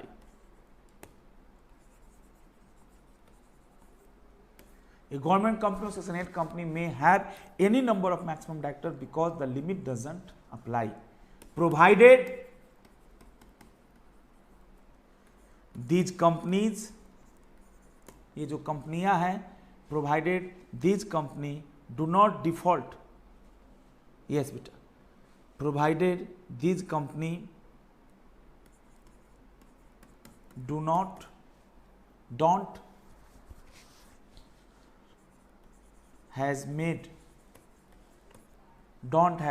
has made default of section 137 filing of FS. ऐसे जीवन भर के लिए याद हो गया, आपको एक भी चीज मैंने भगा के नहीं पढ़ाया। Filing of FS and section 92 filing of annual return. धन्यवाद बेटा, आपने कम से कम आज एक शुरुआत कर दी पहले चैप्टर का, और इसके बाद सर ये चैप्टर खत्म होने के बाद फिर सर सब चैप्टर छोटे छोटे आएंगे, बच्चा चैप्टर है, आपको कोई दिक्कत नहीं आएगा। ओके दोस्तों, फाइलिंग ऑफ एनुअल रिटर्न, ये छोटा सा पॉइंट, एग्जेम्पशन 2 इतना लिखा है। अब इसमें इतनी बात है। अब आइए सर, आपने ये तो कह दिया कि हर कंपनी में बीओडी होना चाहिए, है ना, हर कंपनी का एक बीओडी होना चाहिए, बीओडी में इतने लोग चाहिए। अब इसमें और थोड़ा सा समझिए, बीओडी में और क्या क्या चाहिए। अब सेकंड लिखिए, सेकंड साहब थोड़ा सा रिलेट करके पढ़िएगा। BOD shell consist of woman director, है ना बेटा, महिला डायरेक्टर। पहले बोलो सब सेक्शन 1 क्या कहा, हर कंपनी का बीओडी होना चाहिए। बीओडी क्या है, ग्रुप ऑफ डायरेक्टर्स है। कितने चाहिए, मिनिमम 1 2 3 चाहिए, मैक्सिमम 15 चाहिए। मैक्सिमम का कंडीशंस गवर्नमेंट और सेक्शन 8 कंपनी पे अप्लाई नहीं होता। बाई हार्ट आवाज निकालो यार, मन से, दिल से। दूसरा बोलो, उसके बाद वाला पॉइंट बोलो, बीओडी में वुमेन डायरेक्टर को भी जगह देना चाहिए। 149 सब सेक्शन 1 का सेकेंड प्रोवाइजो, 149 सब सेक्शन 1 का फर्स्ट प्रोवाइजो कहता है कि 15 से ज्यादा डायरेक्टर हो सकता है एसआर पास करके, फिर उसका एक्सेप्शन हो गया। अब लिखो BOD shell consist of women director, female director भी होनी चाहिए। वुमेन एम्पावरमेंट कहा जाता है, बुरा मत मानिएगा, मैं किसी का फेवर या अगेंस्ट नहीं बोल रहा हूं, ये कहा जाता है महिलाओं में सहनशीलता थोड़ी ज्यादा होती है पुरुषों की तुलना में, है ना। और ऐसा माना जाता है कि कभी कभी हम लोग मतलब अपने अपने नेचर से, मैं उसके लिए मैं जनरल बात कहा कि कोई घबराहट में भी जैसे, है ना, कभी दिक्कत होने लगती है। महिलाओं में डिसीजन मेकिंग का जो कैपेसिटी है उसको बेटा हम लोगों ने रिकॉग्नाइज किया है इस प्रोविजन के द्वारा कि आप बहन जी आप भी आइए, आप भी अपने विचारों को रखिए। बहुत अच्छी बात है सर, बड़ी कंपनियों के लिए टॉपर्स में महिला डायरेक्टर नहीं है, ये तो मजबूरी डायरेक्टर है। भगवान से तो अपनी वाइफ को ही डायरेक्टर बना सकते हैं, किसी और को बना के तो देखे, है ना बेटा। प्रोवाइजो है ना, सेकेंड प्रोवाइजो, सॉरी बेटा, second proviso to section 149 sub section 1, यानी 149(1) कहता है कि हर कंपनी का बीओडी होना चाहिए, बीओडी में इतने लोग होने चाहिए। और सब सेक्शन 1 का फर्स्ट प्रोवाइजो कहता है इतने से ज्यादा भी हो सकता है एसआर पास करके। सब सेक्शन 2 कहता है ना, सॉरी, सब प्रोवाइजो सेकेंड प्रोवाइजो कहता है कि जो डायरेक्टर्स की बात कर रहे हो उनके पास क्या होना चाहिए, एक महिला डायरेक्टर भी कम से कम होनी चाहिए। बहुत बहुत ध्यान दीजिएगा, यहाँ पे कमाल का एक कंसेप्ट है बीओडी। अभी अपने आप में एक कहानी सुना रहा है, मतलब वुमेन डायरेक्टर अपने आप में एक कहानी सुना रहा है, कह रहा है इसमें लॉ में इतना ही लिखा है कि लॉ तो इतना ही लिखा है, मतलब कि प्रेस्क्राइब्ड कंपनीज, जब भी लिख दिया प्रेस्क्राइब्ड समझ लो लोचा है। Prescribed companies shall have, law कहता है जी prescribed company shall have at least, कम से कम at least 1 women director, 1 woman director, 1 women director होनी चाहिए। और रूल 3 कहता है, इसकी पूरी कहते ना धज्जिया उड़ा देता, बोलता है कि हर लिस्टेड कंपनी में, या है ना बेटा, हर लिस्टेड कंपनी में या कोई भी ऐसी अदर पब्लिक कंपनी, अच्छा प्राइवेट को छोड़ दिया, थैंक गॉड सर, प्राइवेट को छोड़ दिया, और कह रहा other public company having paid up share capital of ₹100 crore और मोर, या टर्नओवर 300 करोड़ और मोर। कितना घटिया बनाता है ये बच्चा, कैसे याद करेगा पेड अप कैपिटल 100 करोड़ और टर्नओवर 300 करोड़ या उससे ज्यादा। अरे 1000 करोड़ कर देते, ऐसा बनाते ना, सब जगह एक ही जैसा होता। खैर अब ये देखो, ये जो पेड अप कैपिटल 100 करोड़ और टर्नओवर 300 करोड़ लोगे, 300 करोड़ लोगे या उससे ज्यादा वाला जो भी है ना, ये कैसे लोगे? As per the latest audited financial statement. अभी करंट में तो पॉइंट करना है, तो करंट का तो भी बना नहीं होगा ना, तो हम पिछले साल का देखेंगे ना, पीछे तो बहुत साल का हो सकता है जो इमीडिएटली प्रीसीडिंग्स है। आगे लिखा है appointment in case of new company. Sir नई कंपनियों को वुमेन डायरेक्टर का रिक्वायरमेंट पूरा करने का 6 महीने का समय दिया है। कोई नई कंपनी बनती है और वो क्राइटेरिया फुलफिल करती है, बहुत बड़ी कंपनी है, जैसे आज कोई कंपनी बनी और कल ही लिस्टेड हो गई, जस्ट एक एग्जांपल, या उसकी पेड अप कैपिटल 100 करोड़ से ज्यादा हो गई, पेड अप कैपिटल जो है 100 करोड़ या उससे ज्यादा, और जो आपका क्या कहते हैं टर्नओवर, तो इसका कोड याद करिए ना PT. PT means P for paid up capital, या सीटी याद कर लो ना, सीटी याद रखो, टीएन, हम लोग खूब अच्छे कोड याद करते थे, टीएन टर्नओवर नेटवर्क, ये सिटी है, सिटी का है, मतलब यहाँ पे city capital plus turnover, capital 100 crore या उससे ज्यादा, टर्नओवर जो ऑब्वियस ही बात है कैपिटल से ज्यादा होगा।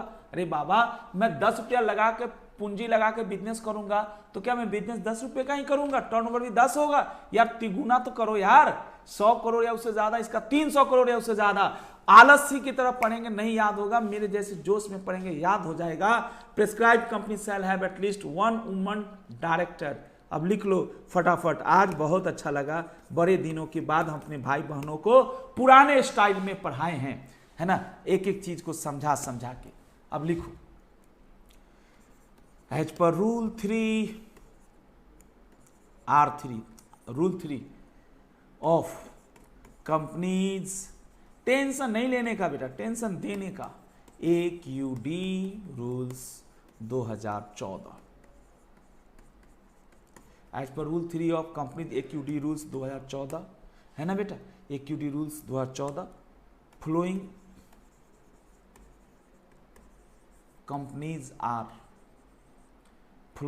Companies are required to have 1 woman director. किसी भी भाई बहन में दम हो तो बताइए। सर पहली बात तो याद कैसे कराऊं? सर मैं याद कैसे कराऊं अपने भाई बहनों को? पब्लिक कंपनी लिस्टेड भी हो सकती है और अनलिस्टेड भी हो सकती है। दिमाग की बत्ती जलाना। लिस्टेड ही काफी है ना, इतना ही, मतलब नो मोर कंडीशन। घबराओ नहीं, हिंदी लिखूंगा मजा नहीं आएगा बच्चों को, लेकिन सर वही बात है, आप शर्मा जाते हैं, वहीं पे आपका कहते हैं ना नुकसान शुरू हो जाता है। सर क्या दिक्कत है? सर दिमाग में बैठाना भी तो है, इतनी सारी बातें हैं। वुमेन डायरेक्टर आ गया, ऑब्जेक्टिव क्वेश्चन आ गया, भाई क्या करूंगा, 2 नंबर का केस स्टडी वाला आ जाएगा। सर हमारे दिमाग में बैठा लिया, मैंने तो बैठा लिया। पब्लिक कंपनी में चाहिए, लिस्टेड है तो हमेशा चाहिए, अनलिस्टेड है तो तब चाहिए जब उसका सिटी 100 करोड़ या उससे ज़्यादा, और टी का मतलब टर्नओवर 300 करोड़ या उससे ज़्यादा। कैसे नहीं याद होगा भाई? जब आप इतनी प्यार से सीखोगे, एक एक चीज को बोलेंगे, याद क्या बाय हार्ट याद हो जाएगा। ये लिस्टेड, नो मोर कंडीशन, अनलिस्टेड मतलब देखो ऊपर से पढ़ो, ये बेटा unlisted public company, paid up capital. दिमाग चलाओ, शर्माओ मत कभी भी। 100 करोड़ है ना, और टर्नओवर। अब ये पेड अप कैपिटल कौन से साल का? एवरेज पेड अप कैपिटल लेना है ना, कौन से साल का लेना है? Immediately preceding. हाँ 19-20 की बात कर रहे हो, 20-21 में देखना चाहते हो कि तुम्हारे बोर्ड में वुमेन डायरेक्टर रखने की रिक्वायरमेंट है कि नहीं, तो 20 21 में देख रहे हो तुम, तो 19-20 का तुम्हारा बैलेंस शीट तैयार है, बोला जी तैयार है, तो उसमें देख लो ₹100 करोड़। ये बताओ टर्नओवर ₹300 करोड़ और मोर। सर लिखा हुआ है, क्या कुछ समझ में आया सभी भाई बहनों को? सर कभी नहीं भूलोगे, आप मेरे स्टाइल में पढ़ के देखिए। अब ये लिखिए,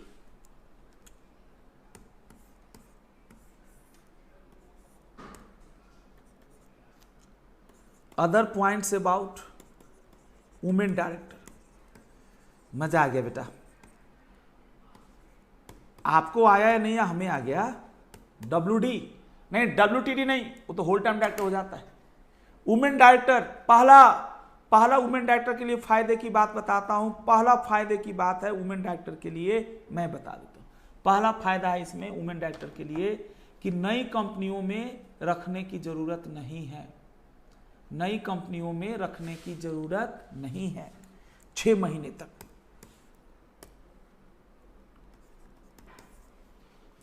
जी sir, a new company may have WD women director, ID independent director, ED executive director, NED non executive director. A new company may have WD within a period of 6 months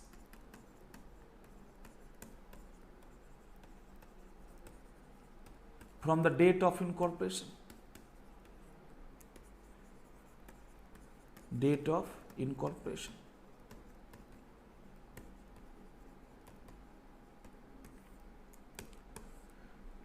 A new company may have WD within a period of 6 months from the date of incorporation. बहुत अच्छी बात है। दूसरा, अगर बेटा अगर कोई women director बेटा जॉब छोड़ देती है, कैजुअल वैकेंसी हो जाता है, तो यहीं पे बता दिया है कि आप उसको 2 टाइम दिया है, 2 टाइम है। जिस दिन उस बेचारी जॉब छोड़कर चली गई, डायरेक्टर के पोस्ट रिजाइन कर दी, कैजुअल वैकेंसी हो गया है, हटा दिया गया, बहुत सारे रीजंस होते हैं कैजुअल वैकेंसी का, डेथ हो गया है ना, डिस्क्वालीफाइड हो गई, तो जिस दिन हुई उसके 3 महीने तक, 3 महीने के भीतर या अगली बोर्ड मीटिंग जो भी अर्लीस्ट हो। नहीं समझे बात?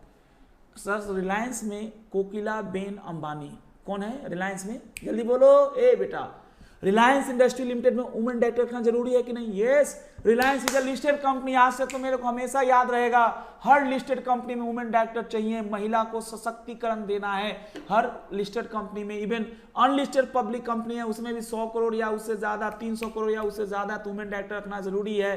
कोकिला बेन जो मुकेश अंबानी की माँ है, वो रिलायंस में वुमेन डायरेक्टर बनी, लेकिन वो मर गई बेटा। वो सॉरी बेटा, जस्ट एक एग्जाम्पल है, आप अदरवाइज ना लें, है ना। वो जो आंटी है उनकी डेथ हो गई, उनके चलते वुमेन डायरेक्टर की जो रिक्वायरमेंट रिलायंस पूरा कर रही थी वो इनकम मतलब नॉन कंट्रावेंशन हो गया। अब रिलायंस वाले को अपना बोर्ड मीटिंग बुलाना चाहिए 3 महीने के भीतर, या अगला बोर्ड मीटिंग 10 दिन बाद ही हुआ सपोज, तो 3 महीने का क्यों इंतजार करोगे? 10 दिन बाद हुआ तो उसी मीटिंग में, उसी बोर्ड मीटिंग में बेटा इस पर डिस्कशन कर लो। तो सर एक बात समझ लो, समझ में आया बात सभी भाई बहनों को? ये लिखिए। धन्यवाद बेटे, आज थोड़ा सा रुकिएगा, वुमेन डायरेक्टर के बाद घबराइएगा मत। अभी चलिए एक और पढ़ा देता हूँ, रेसिडेंट डायरेक्टर भी पढ़ा देता हूँ। ये खत्म हो गया सर? नहीं अभी खत्म नहीं हुआ, अभी इंडिपेंडेंट है, बहुत तरह के डायरेक्टर्स हैं। ये लिखिए, second, filing of casual vacancy. मैंने पढ़ाया तो नहीं है casual vacancy of WDD। WD means women director. Filing of casual vacancy of WD। WD बोले तो वुमेन डायरेक्टर्स। अब लिखो जी, earliest of these two, earliest of these two, पहला A, दूसरा B, फटाफट बताइए। Earliest of these two in the next BM, BM means board meeting, अगली बोर्ड मीटिंग में, in the next board meeting और इन द नेक्स्ट बोर्ड मीटिंग, और दूसरा लिखा है sir within 3 months from the date of vacancy.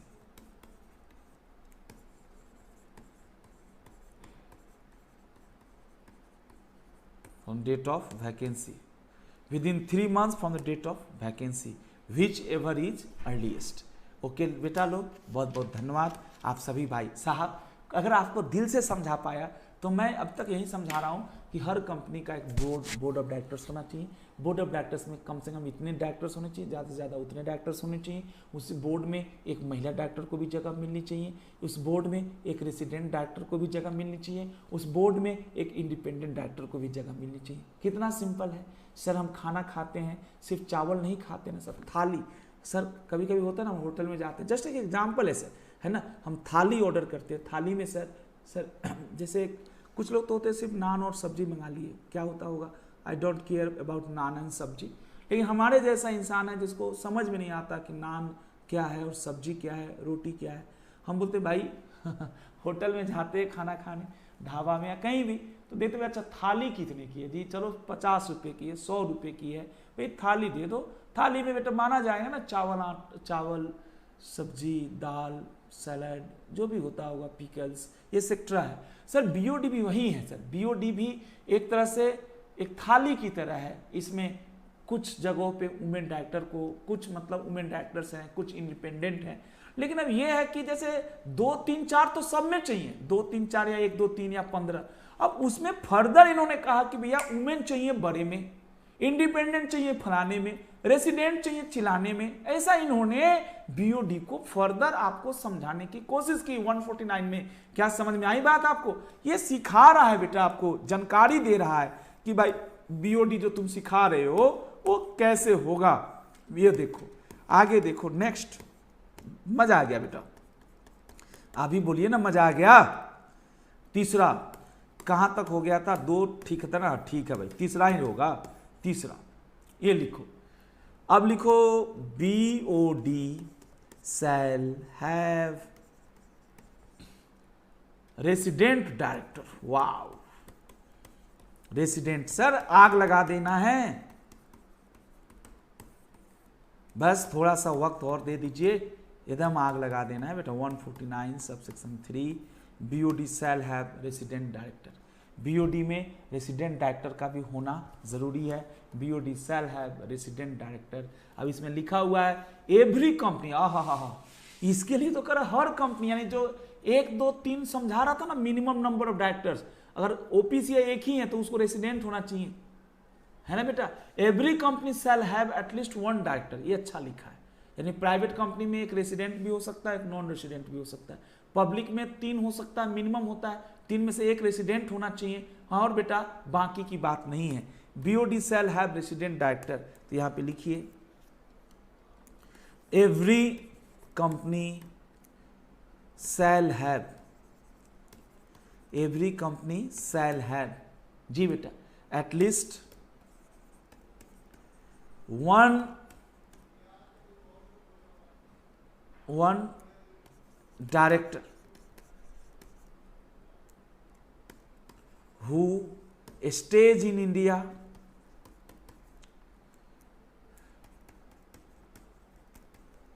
बताओ कितना गंदा है। हम एमडी मैनेजर और डब्ल्यूटीडी पढ़ाए थे अपने बच्चों को, उसमें तो कह रहा था कि एमडी मैनेजर डब्ल्यूटीडी वही हो सकता है जो पिछले 12 महीने से इंडिया में हो। अरे बताओ ना बेटा, आप पढ़े हो तुम, अब तो बड़े चैप्टर के बाद तुम छोटे में आ रहे हो। सर हम लोग पढ़ रहे थे एमडी डब्ल्यूटीडी और मैनेजर कौन हो सकता है, तो उसमें तो कह रहा था कि पिछले साल से भारत में रह रहा हो, मतलब अपॉइंटमेंट के डेट से, है ना, अपॉइंटमेंट के डेट से हम काउंट करें तो पिछले 12 महीने में इंडिया में रहा हो। कितनी गंदी बात है, यहाँ पे नॉर्मल लिख दिया। यानी इसका मतलब डायरेक्टर कोई भी बन सकता है जो रेसिडेंट है, लेकिन जो एमडी डब्ल्यूटीडी मैनेजर उसके लिए 12 महीने का पीरियड जरूरी है। Every company shall have at least 1 director who stays in India, जो भारत में रहता है, हु स्टेज इन इंडिया, है ना बेटा, इंडिया में रहता है ना बेटा। कितने समय के लिए, ये सीखिए, who stays in India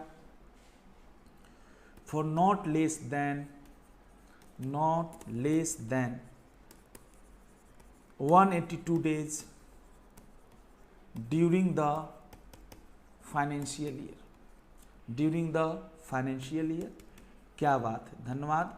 next है ना बेटा, प्रोवाइडेड दैट, यस बेटा एक मिनट रुक जाइएगा सर, जी सर, प्रोवाइडेड दैट, जी सर,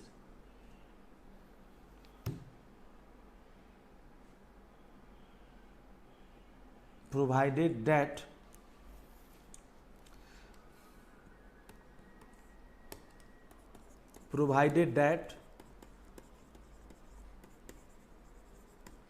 जी sir, provided that in case of newly incorporated company,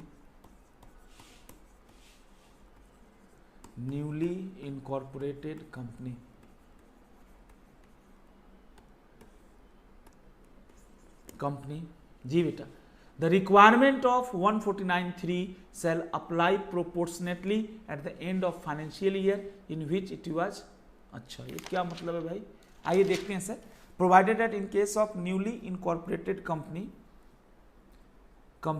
the requirement under section 149 subsection 3, ये जो लिखा है shall apply proportionately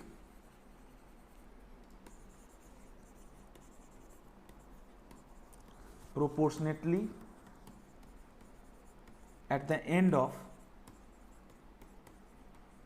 financial year.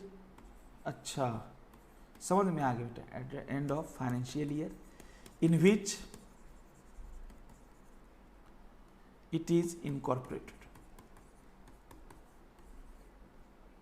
मैं समझ गया बेटा, ये बहुत अजीब सा इन्होंने चेंजेस किया है और इनकम टैक्स इसका कोई वास्ता मुझे नहीं दिख रहा है 182 को छोड़कर। भाई लोग एग्जाम्पल देते हैं सर, ये थोड़ा टफ हो गया। फुल फाइनेंशियल ईयर और प्रीसीडिंग नहीं है सर। सर सुनिए, समझने की बात है। एक साथ एग्जाम्पल मैं देता हूं, ये लास्ट आपका बताकर ब्रेक दे दूंगा, सर आ जाते हैं फिर। जैसे XYZ लिमिटेड है, ये रजिस्टर्ड हुआ है ऑन 1/1/2020। कौन से फाइनेंशियल ईयर में रजिस्टर्ड हुआ? 19-20। इसका क्लोज कब हो जाएगा? ये 31 मार्च 2020। कितने महीना कंपनी ऑपरेट हुई? मात्र 3 महीना। अब अगर आप में से निवांदन भाई बता दीजिए, मैं ब्रेक दे रहा हूं, क्या कह रहा है सर? ये पिछले साल की बात नहीं कर रहा है, कह रहा रेसिडेंट डायरेक्टर वो डायरेक्टर होता है जो, सर लिखा ही नहीं, जो कह रहा ड्यूरिंग द फाइनेंशियल ईयर, यानी जिस साल कंपनी, अभी समझने के लिए ज्यादा समझ में आएगा। सपोज ये कंपनी बनी ही है, ये कंपनी बनी है 1/1 को, और इसका financial year, first financial year खत्म हो गया 31 मार्च 2020 को, करीबन 3 महीना हुआ, तो 182 दिन रहना है 12 महीना में, 182 दिन रहना है 12 महीना में, तो हमें 3 महीना में निकालना है। अगर इसके जो डायरेक्टर्स हैं, है ना, इसके जो डायरेक्टर्स हैं, इस 3 महीना में मैं आपको समझा पाया तो बताइए, है ना बेटा? 4 कुछ ऐसा ही होगा, 45.50। अगर इसके जो डायरेक्टर्स हैं 46 दिन भी भारत में रहे हैं, 90 दिन में से 46 दिन भी भारत में रहे हैं रफली, तो माना जाएगा कि वो रेसिडेंट थे, है ना बेटा? अगर आपको दिक्कत ना हो तो बता दीजिए, एक बार सभी बच्चे लिख दीजिए, कोई दिक्कत नहीं, मैं छुट्टी दे दूंगा पक्का। फिर से बताइए, रेसिडेंट डायरेक्टर का मतलब क्या हुआ? क्या पिछले साल में उसको 182 दिन रखना है? नहीं, ड्यूरिंग द फाइनेंशियल ईयर जिसमें हम चेक कर रहे हैं, है ना बेटा? अगर कंपनी नई बनी है ना, तो वहां पे जो 182 दिन है उसको प्रोपोर्शनेटली एडजस्ट कर दिया जाएगा on the basis of how many days it has lapsed since incorporation of the company during that financial year। दोस्तों ध्यान दीजिएगा, कोई प्रॉब्लम हो तो पूछ लीजिएगा। Provided in the case of newly incorporated company, the requirement under section 149(3) shall apply proportionately at the end of financial year in which it is incorporated।